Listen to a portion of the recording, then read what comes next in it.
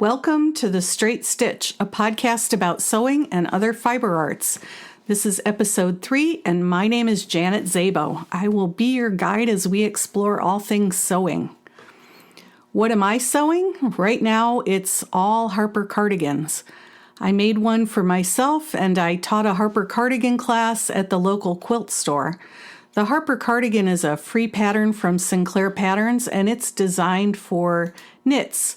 It lends itself really well to all kinds of knits, and right now I'm sewing up Harper cardigans in a bunch of different sweater knits just to see how I like them, how they behave, what recommendations I can make to my students for suitable fabrics. The one that I made for myself last week was in kind of a fuzzy sweater knit, and it's pretty cozy. It, I think, is going to be a good one to wrap up in this winter, and it's a denim blue color, so I expect it to go with lots of different outfits.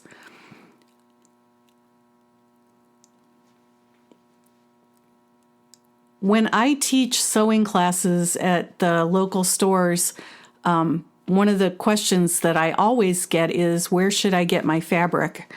And the quilt stores are wonderful about ordering occasional bolts of apparel fabric. I've done t-shirt classes where I've asked them to order a bolt of Robert Kaufman Laguna cotton, and they've done that. But most quilt stores don't want to tie up cash flow in apparel fabric inventory. So one of the places that I will send students to get fabric, I don't generally send them to our Joann Fabrics. Our Joann Fabrics has some issues, and I think there's going to be a Joann Fabrics podcast in the near future because I think as a chain, they have a lot of problems right now. Our Joann Fabrics has just maybe 1 or 2 shelves of apparel fabric, and the choices are pretty limited. So I don't usually send my students to Joann Fabrics. I will occasionally recommend Hobby Lobby, but Hobby Lobby doesn't sell a lot of apparel fabrics either. So one of the places that I've been sending my students to get fabric is to Walmart. And you might think Walmart is a strange place to buy apparel fabric, but I discovered at the beginning of the year that Walmart has a remnant rack. And what shows up on the Walmart remnant rack seems to be mill ends from fabric manufacturers, say in Los Angeles. And they tend to be mostly knits, which is wonderful because that's a lot of what I like to sew with. Although you will occasionally find crepe fabrics or rayon wovens, dressier fabrics, things like that. So I've been recommending to my students that they go to the Walmart remnant rack. And I know that a lot of people don't like to shop at Walmart. Recommending Walmart tends to bring up a lot of strong feelings from people who think that they are an evil corporate overlord. I don't want to get into that in this podcast. I will just say that if you have strong feelings about shopping at Walmart and you don't want to shop there, maybe you want to skip ahead in the podcast. This is a real sore point for me all the way back to when I was knitting. People shop where they shop for all sorts of reasons. It could be budget, it could be availability, it could be they don't like to knit with wool yarn, so they buy acrylic. And I have absolutely zero problem with that. I'm mostly interested in people taking up a craft that they love and using whatever materials are appropriate for their situation. So to the lady in Topeka, Kansas, who goes to the Ravelry forums to police what other people are knitting with and yells at young knitters for knitting with acrylic yarns, shame on you. I think it's more important for people to develop a love of the craft. So we're going to talk about the Walmart remnant rack. Sorry for that sermon. I'll try to get off my soapbox now without falling off. I shop at the Walmart remnant rack for a lot of reasons. The first one I've already mentioned, and that is that quilt stores don't want to tie up a lot of inventory or a lot of their cash flow in apparel fabric inventory. We live in an area with very few shopping choices. The Walmart Remnant Rack allows my students to make inexpensive muslins. There's nothing worse than spending $60 on 3 yards of fabric to make a pattern and getting the pattern finished and realizing that the garment doesn't fit. So it's much easier to go to Walmart and buy 3 yards of fabric for $8 and make an inexpensive muslin and tweak the pattern and get all of the kinks worked out of it before you use the $20 a yard fabric. I also think that it's difficult to buy fabric online, especially when you're not familiar with the fabric. When I first started sewing with knits, I was wandering around websites blindly trying to figure out what the difference between a rayon spandex knit and a cotton spandex knit was. How does a rayon French terry differ from a cotton French terry? And being able to see and touch and work with those fabrics in person is invaluable. Once we've figured out what fabrics we like, we can order online. And the Walmart Remnant Rack gives us an opportunity to do that. So I will always recommend that people go and shop at the Walmart Remnant Rack just to get their feet wet with garment making. You will find some really nice treasures there. Those fabrics are coming from apparel manufacturers in large cities, and they're not terrible fabrics by any stretch of the imagination. You will find some polyester knits that are kind of icky and reminiscent of the 1970s, but you will also find some really nice fabrics there. In today's episode, we are going to talk about sewing machines. It's hard to know where to start a podcast. I started last week talking about clothing because that's what I happen to be doing right now. I understand that I have all sorts of people in the audience for this podcast. I may have newbie sewists listening. I may have experienced sewists listening. I may have people who aren't interested in sewing at all, but they're listening to the podcast because they want to support me. So I had to pick a topic and jump in, and I picked a topic that happens to be something that I'm working on currently, which is making clothing. But no matter what kind of sewing we're doing, we're all using a sewing machine, probably, unless we're hand sewing. And I think it's important to talk about sewing machines, especially for people who might be wondering how to choose a sewing machine, or people who are thinking about upgrading a sewing machine. So we're going to talk about sewing machines today. I'd say that the first thing you need to decide is what is it that you want to make with your sewing machine. The best way for me to set this up is to use an analogy. I am also a pianist and a musician, and I think that in a lot of cases, the skills are more important than the instrument. A skilled musician, a skilled pianist can make even a humble machine or even a humble instrument sound beautiful. And I think that the same thing is true with sewing machines.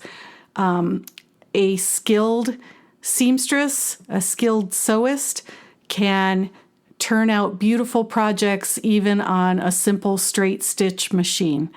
My Necky BF is about 78 years old, and it was owned by a professional seamstress, and the only thing it does is sew backwards and forwards.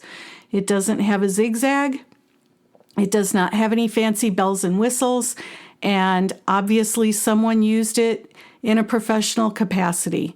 So having a fancy, expensive machine is not necessarily going to make you a better sewist, just like having a fancy instrument is not going to make you a better musician.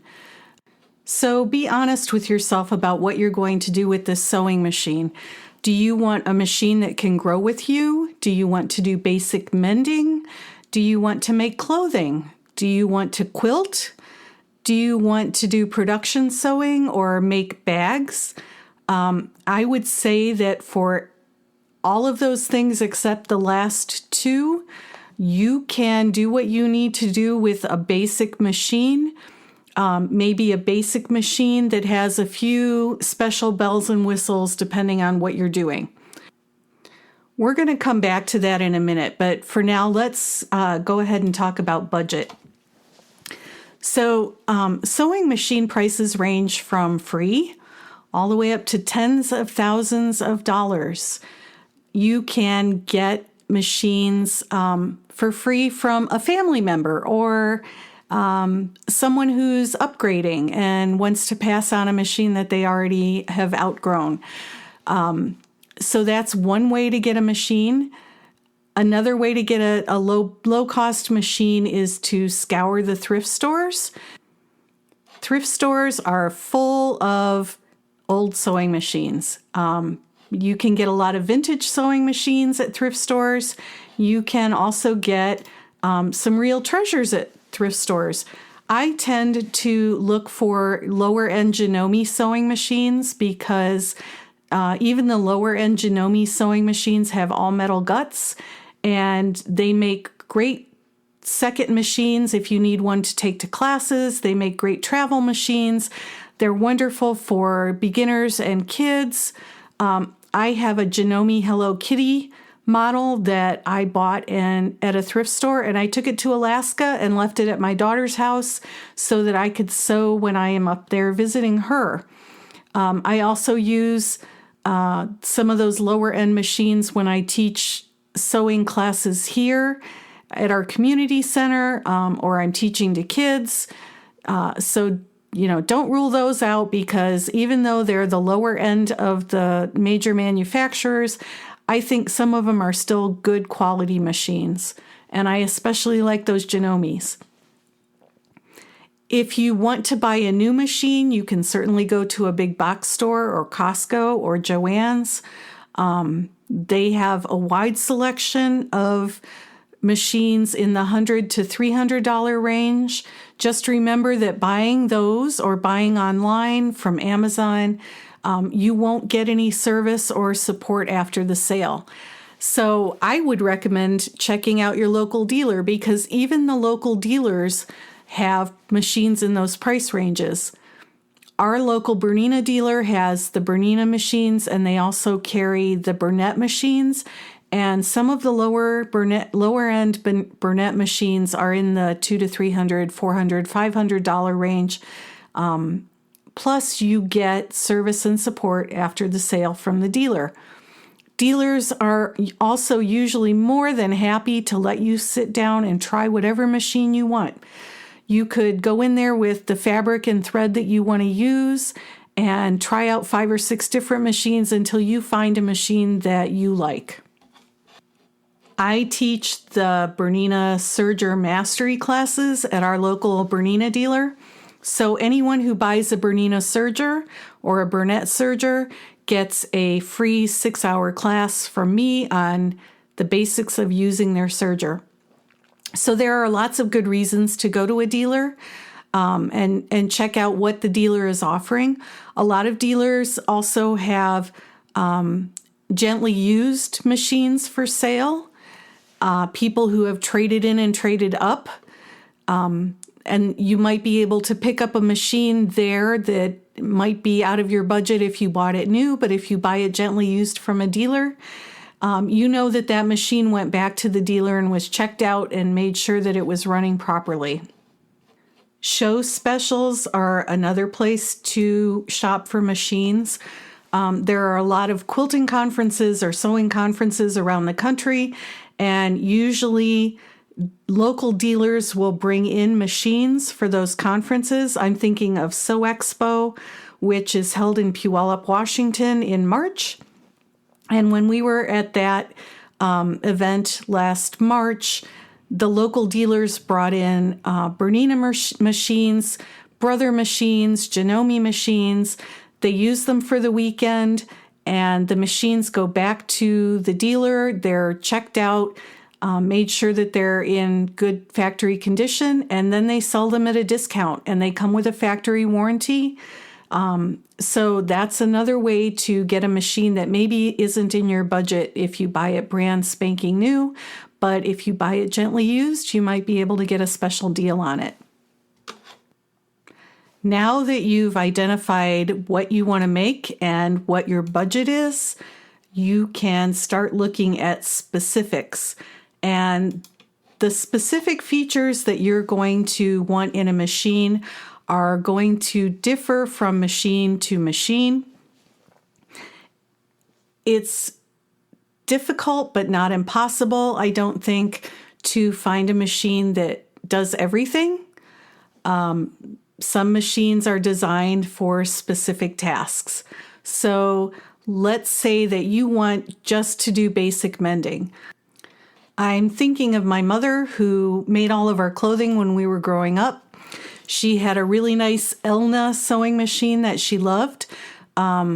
She no longer has that machine, and now all she does is basic mending. She hems a lot of pants, and so she has a simple little Brother machine that she bought at Costco, and that does everything that she needs it to do.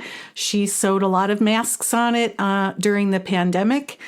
She doesn't need a lot of bells and whistles anymore on her machine, and that machine does a great job for her. Let's say that you want to make clothing. Again, you don't have to spend a lot of money. I follow a lot of YouTubers that make beautiful clothing using simple machines. A lot of people will tell you that if you're going to make clothing, you need a free arm on your machine. I am here to tell you that that isn't absolutely essential. I have a lot of sewing machines and a serger, and every single one of them is set into a table and operates as a flatbed machine. I discovered that I really don't need a free arm. My cover stitch machine has a free arm, and I never use it. It's just one of those things that I have gotten used to, maybe because I sew so much on vintage sewing machines and they don't often come with a free arm feature. There are ways to sew cuffs and other small circular pieces of sewing, and the way that you do it is you set the presser foot inside the tube, so inside the cuff, and you sew inside that tube rather than fitting the cuff around a free arm. I would say try it both ways if you can. You may decide that you really, really, really need that free arm, and so that ought to be on your list. I'm just telling you that it's not a deal breaker for me. Other features that you might want to consider when you're doing clothing, buttonhole stitches on your machine and a buttonhole foot. A lot of the newer buttonhole feet allow you to put the actual button that you plan to use into the foot. It sits in a little groove, and the machine will automatically make that buttonhole to fit that button, and it will make it over and over and over again so that you don't have to mark it every time. You don't have to eyeball it. The machine takes care of doing all of that for you. If you don't also want to have a serger to make clothing, you will probably want to look for a machine that has an overcast stitch and an overcast foot, and that will allow you to finish the edges of seams, finish the edges of woven fabric to keep it from raveling. You probably also want to make sure that that machine has some stretch stitches. Lightning stitch sometimes is what it's called, or a triple zigzag or a triple stitch. Those are stretch stitches that allow a sewing machine to sew knit fabric. If you sew a regular seam on knit fabric that doesn't have stretch built into it, if you put any kind of stretch on that seam, it will pop. You'll also want to have additional feet such as zipper feet, a blind hem foot, and possibly a rolled edge foot. What if you want to do mostly quilting with your machine? Here, you're going to want to look for a machine that has an extension table, or as I was talking about before, the ability to put your machine down into a table to make it a large flat surface. Because you're going to, if you're doing anything larger than, say, a wall hanging, you're going to have a lot of fabric hanging off the edge of your machine. So having it on a flat surface and being supported by a table is great. The other thing that you want to make sure that your machine has is what's called a large throat space, or the area between the needle and the right side of the machine. That allows you to roll up the quilt and kind of stuff it into the machine so that it's not dragging and hanging out. The larger that throat space, the more of the rolled up quilt you can get in there. You'll want the ability to drop the feed dogs. This just allows you to do free motion quilting where you are moving the fabric through the machine instead of the feed dogs moving the fabric through the machine. You will probably also want to make sure that your machine either comes with or has the ability to have presser feet such as a quilting foot, a walking foot, a 1/4-inch foot, and a quilt guide.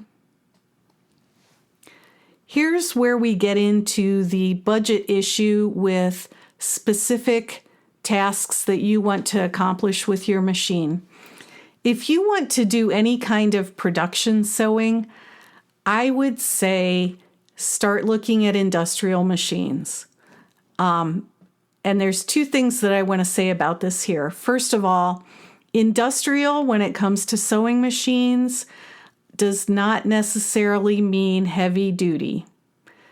Industrial, when it comes to sewing machines, means that that machine has been designed to do one or possibly two tasks over and over again at high speeds, 24/7, 365 days a year. It may mean that that machine has been designed to sew very light fabric, and that's it's not designed to sew heavy fabric, but it's an industrial machine because it's designed to sew light fabric in an industrial setting. So that's one thing to keep in mind when you hear industrial, when you're talking about sewing machines. The other thing that I would say is that slapping a heavy-duty motor onto a domestic machine does not make it an industrial. I have seen this a lot in the vintage sewing machine groups that I belong to. People will buy a heavier duty old sewing machine, an old Singer, and they will put a servo motor on it, or a clutch motor, or some kind of heavy duty motor that will make that machine sew at a really high rate of speed. That does not turn it into an industrial machine. And one of the saddest things I ever saw was a Singer 201 at a yard sale, and the owner told me that it had been used to sew leather, and when I turned the hand wheel, I could feel how sloppy and loose all of the linkages were, because that machine was used to sew materials that it was never designed to sew, and it just wore itself out. So if you are going to do any kind of production sewing, I would start looking for a machine that's intended for production sewing. And that means figuring out what the heaviest kind of material you want to sew and what the lightest kind of material that you want to sew. I have an industrial Juki 1541, and it is meant to sew heavy-duty materials. I can sew quilt cotton with it, but I have to do a lot of fiddling with the settings on it to make it sew that material, because it's just not designed to sew anything that light. And honestly, when it comes to speed, faster is not always better. This is another thing that I ran into in the vintage industrial sewing machine forums. The guys in those forums, for some reason, seem to be obsessed with how fast a machine will sew. And I guess if you're working in a factory and you need to produce, You want to make sure that your machine is sewing as quickly as it can, but there are plenty of situations where you want to be able to sew stitch by stitch, and a machine that you can't control because it's going too quickly is not going to be your friend. And I am full of all sorts of sermons today.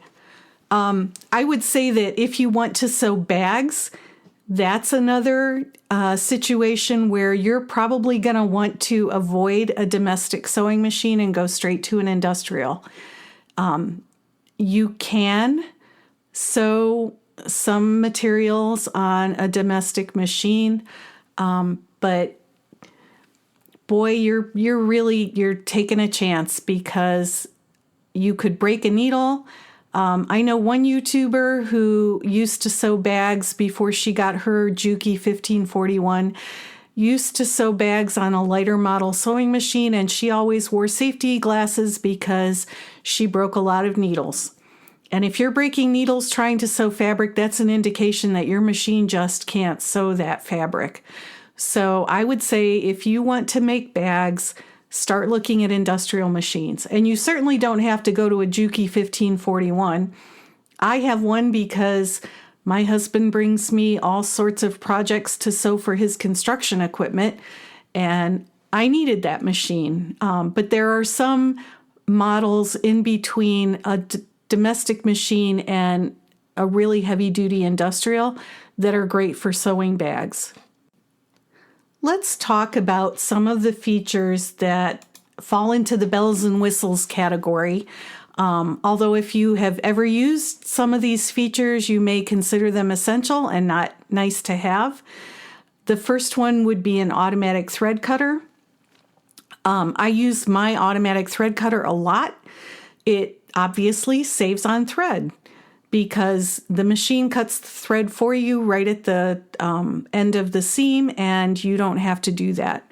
So it saves you a couple of steps and it saves you some thread.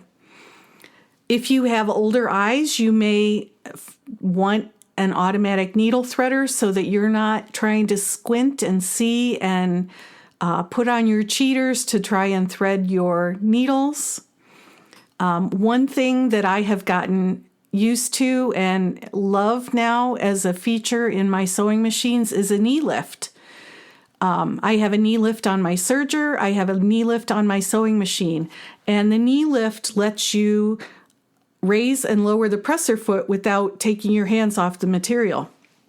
So if you're doing something that requires you to keep kind of a close grip on the project, on whatever it is you're sewing, having a knee lift may be really essential for you.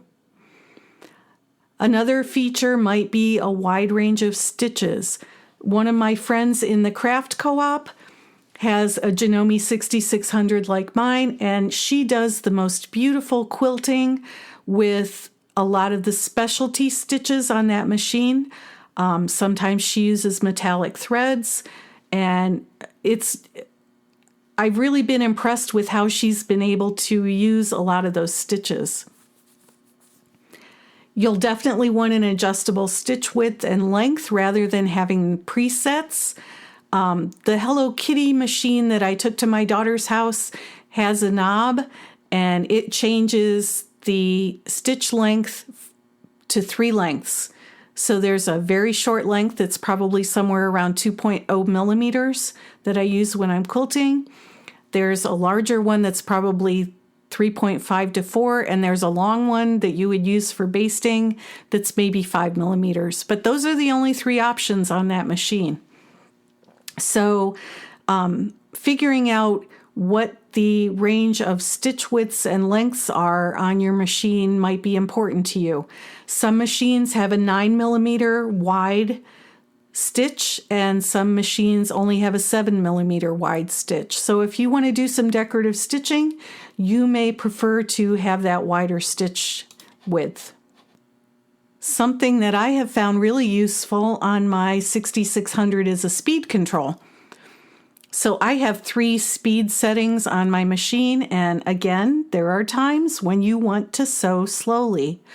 I also use that when my 9-year-old neighbor comes over to sew on my machine and I want to slow it down for him, I can set it on one of the slower speeds and I don't have to worry about the machine running away from him. How about a movable needle position? Some machines will allow you to move the needle to the right or to the left in millimeter increments, which can be very handy. If you're a quilter, you might be familiar with a scant 1/4 inch seam, where you want to take into account the width of the thread in the seam, and so you move your needle over just a tick or two and make what's called a scant 1/4 inch seam. So having a movable needle position in that case is really helpful. I really like to have needle up and down. When I ordered my Juki 1541 Industrial, I added that as an optional feature. Needle up down simply lets you determine or tell the machine that when you stop sewing, you want the needle in the up position or you want the needle in the down position. So if you have to pivot, having that needle stop in the down position is wonderful, because you can then move and adjust your fabric without worrying that you're going to lose the position of the seam.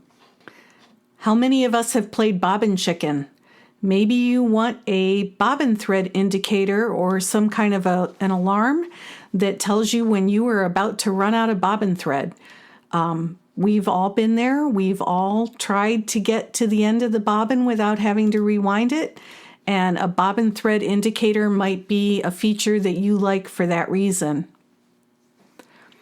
I'm going to talk about sewing machine motors, which most people don't necessarily consider when they're buying a sewing machine. But if you've ever used a lower end sewing machine or a vintage sewing machine where you step on the foot pedal and there's a little bit of a lag time, or you can hear the motor kind of revving up, and then all of a sudden it takes off. That's probably because that machine has an AC motor on it. You can get machines that have DC motors, direct current motors, and you'll be able to tell the difference because a DC motor will allow you to step on the foot pedal and the sewing machine will take off, but it won't take off at an uncontrollable speed. A DC motor will allow you to sew stitch by stitch with high control over what you're doing, and usually DC motors are found on higher end machines. We've already talked a little bit about service and support, which might be critical for you if you are not comfortable getting under the hood and fixing a problem, or if you've got a highly computerized machine and you don't want to mess around with any of the computer parts. Having a local dealer that you trust is really important. The last item that I want to talk about is the cost of ownership, because that can be something that most people aren't considering. Some sewing machine manufacturers may have a wide array of presser feet, but those presser feet might be really expensive. I do know of a couple where the presser feet for those machines are in the $100 to $200 range. So buying the machine is one expense, but if you have to buy specialized feet to do the things that you want to do, that may be an additional expense that you weren't budgeting for. We have spent quite a bit of time talking about sewing machines, about sewing machine features. You have heard several of my opinions. You might agree with them, you might not, and that's okay. Everyone has different experiences. Feel free to comment. Feel free to mention something that I might have missed. Feel free to make recommendations about sewing machines that you've used that you really like. I happen to think that my Janome 6600 is an absolute workhorse. I love it. I would recommend it if you can find one used. They're great machines. I also love my vintage machines. There are very few sewing machines I've met that I haven't liked. Let's be honest. If you have suggestions for future episodes, please let me know. If you like this episode, if you like the podcast, please recommend it to a friend. I'm hoping to hear from Apple that it's been listed on iTunes, so that people can start leaving reviews on iTunes. I did get a message that it was listed on Spotify and on Google Podcasts. You can always go to the website at www.janetzabo.com and listen to it there. You can also get to that website by www.thestraightstitchpodcast.com. They both go to the same place. I am having great fun recording these podcasts for you, and I think that we're going to be on a schedule of podcast releases every Tuesday. So until our next episode, I hope that you will go sew something.